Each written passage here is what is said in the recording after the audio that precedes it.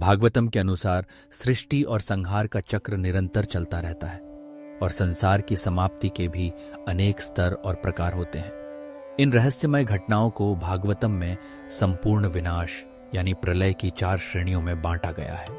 ये 4 प्रकार हमें सिखाते हैं कि अस्थायी वस्तुओं में आसक्ति किस प्रकार भ्रम है और परम सत्य की खोज क्यों आवश्यक है।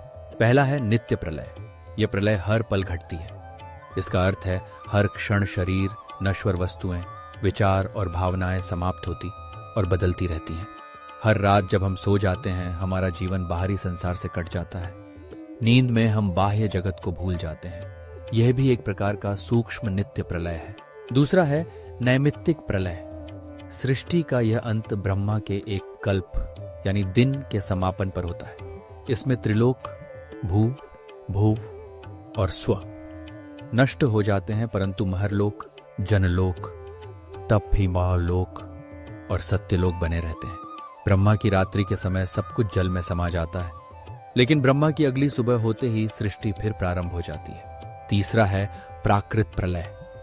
यह संपूर्ण सृष्टि के संहार का संकेतक है और ब्रह्मा के जीवन के अंतिम समय होता है। इसमें ब्रह्मा, देवगण और समस्त लोक विलीन हो जाते हैं। सब प्रारंभिक तत्वों पंचमहाभूतों में समाहित हो जाते हैं।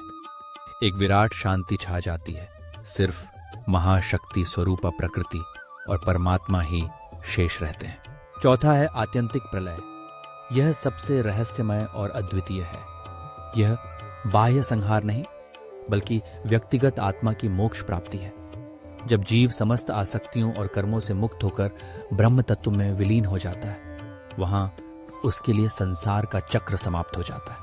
इन चारों प्रलयों से स्पष्ट है कि सृष्टि और जीवन नश्वर है और सच्चा कल्याण परमात्मा की प्राप्ति में ही है।